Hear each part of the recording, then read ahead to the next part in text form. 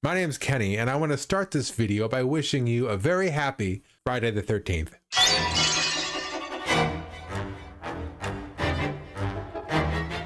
I'm still on my journey of reviewing every single Friday the 13th movie in the franchise, one for every Friday the 13th on the calendar. And as of right now, I'm on Friday the 13th, Part 7, The New Blood. There's a legend round here. A killer buried, but not dead.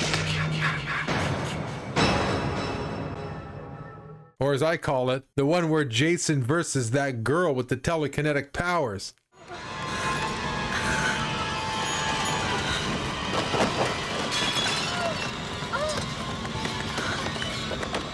So her name is Tina, and she's the one responsible for continuing the franchise by using her powers to resurrect Jason from the bottom of Crystal Lake.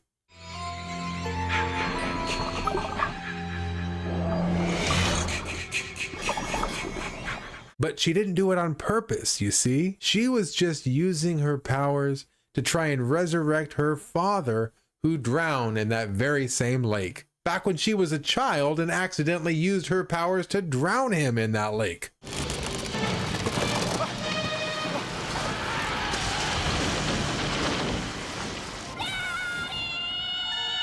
Okay, this is clearly the point where the writers and producers and everyone else involved just ran out of ideas and were willing to go with anything. But you know what? I don't blame them. I'm just trying to review these movies and I'm running out of things to say. This is part 7, after all, of a franchise that's built its entire reputation off killing teenagers in the forest. There's only so much you can do with that premise before you just bring Jason back with a bolt of lightning like Dr. Frankenstein.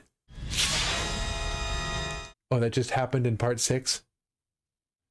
Just put him up against some witch with magical powers. Look, all joking aside, part 7 gives us one of the best looking Jasons in the series. He's been killed multiple times, buried for years, chained underwater for I don't know how long, but long enough for people to forget he's down there, waiting.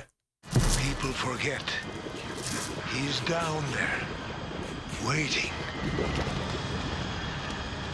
Everything Jason has gone through has been realized in the most graphic way. His clothes are rotting and worn. His skin is literally decaying off of his skeleton. Bones are visible all over his body.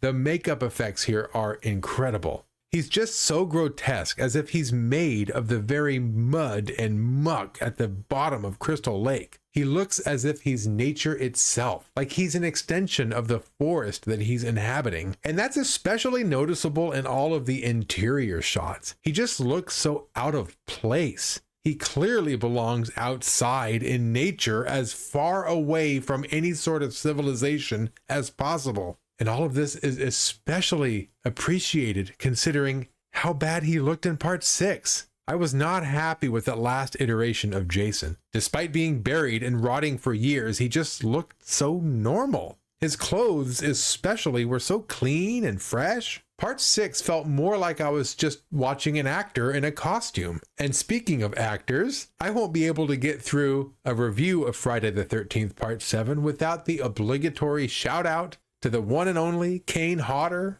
This is his first performance as Jason Voorhees, and whether you agree that he's the best, he's definitely the most iconic. He just took the role of Jason Voorhees so seriously. Everything he does, all of his movements, his posture, his breathing, it all came together so well. Even his lack of movement is impressive. Just before or after really big actions, I noticed Kane Hodder completely stops and stands still for just a moment, just long enough to really emphasize his actions. This most recent time through, I also noticed Kane Hodder put in the occasional very slight head tilt, as if to pay respects to the OG Michael Myers. Kane Hodder absolutely knocked it out of the park. No one can argue with the fantastic job he did with the role, and it's no surprise that he reprised the role so many times. Guys, it's okay. He just wanted his machete back. Whew. Now back to Tina and her ridiculous powers. It's easy to look down your nose at such a cartoonish premise. The idea of Jason facing off against a girl with telekinetic powers practically begs to be ridiculed. But the truth is, I love this movie because of her powers. Tina's abilities and the way she uses them make this a true standout in the franchise. As a kid, this was always one of my favorites. I remember constantly fast forwarding to the part where Tina and Jason meet for the first time and then just watching from there. Jason? Tina gives Jason a serious run for his money. She electrocutes him. She hurls furniture at him. She collapses an entire rooftop on him. She knocks him through a staircase. She hangs him. She sets him on fire. This finale blew my mind back when I was a kid, and it still holds up today. Let me tell you, the concept of Jason battling a girl with magical powers seems ridiculous on paper, but the result makes for one of the most entertaining finales in the series.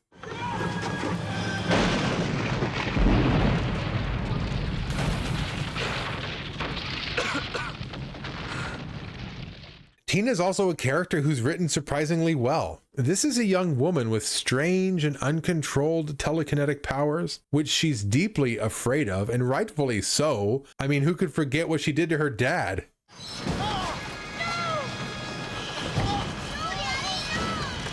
When we meet her, she's struggling to come to terms with her abilities while also grappling with guilt. I told you I don't know how it happens. Sometimes it happens and sometimes it doesn't happen. There's a lot going on with her, and I think the actress does a remarkable job. She really does seem like someone who's barely holding it together. You know, with my luck, you're probably going to turn out to be another delusion. Okay, before I get to what I felt held this movie back, I want to invite you to check out my second channel where I live stream popular video games like RoboCop Rogue City, The Prince of Persia, The Lost Crown. Right now, I'm having a lot of fun playing through the original Resident Evil 4. This battle is an absolute pain in the butt, unless, of course, you happen to have a rocket launcher.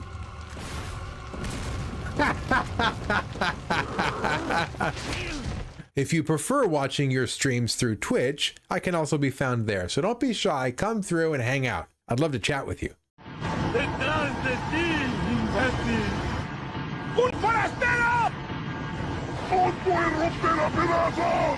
Okay, the biggest problem with Friday the 13th Part 7, too much of this movie is just so boring. Watching it again for this review reminded me why I would just fast forward to the end every time, because as amazing as the end is, the rest is just so tedious. Hi. I'll watch this way.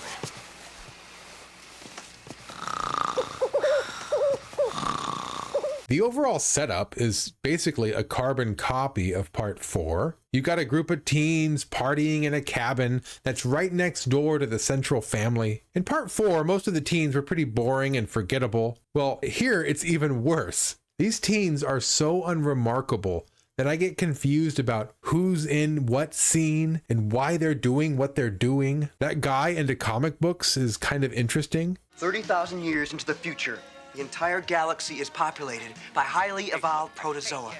But I think even he forgot what he was into by the end when he's just helping himself to presents that aren't even his. Personal penis enlarger.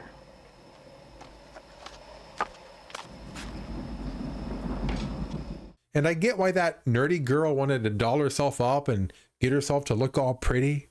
But why is she wandering around in the woods? My earring. There's that mean girl who's just notable for being mean. Hey, Tina, isn't this the way the weather jacket's back in the mental hospital? And there's Nick. He has nothing interesting about him other than the fact that he's the main character's love interest. Big pink elephant. Then there's the neighbors, Tina, her mother, and her psychiatrist. And really, the only interesting thing about this whole dynamic is the fact that Tina's telekinetic. The psychiatrist, Dr. Cruz, brought her there saying he wanted to help. But really, he just wants to exploit her powers by forcing her to return where her father died because he thinks she's more powerful when she's upset.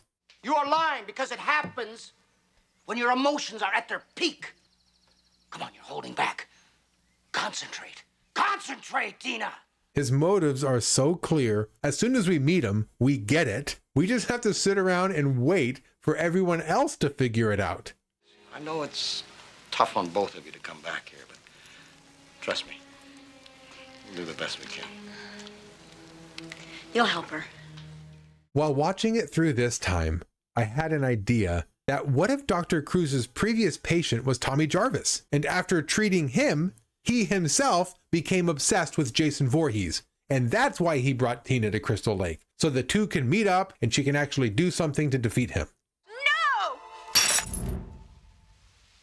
I think that would have been more interesting. Or at the very least, it would have done more to connect this installment to the previous entries, because basically from here on out, Tommy Jarvis, who was the central character of the last 3 movies, is never seen or heard from again. We miss you, Tommy Jarvis. Come back to the franchise that forgot about you. Jason!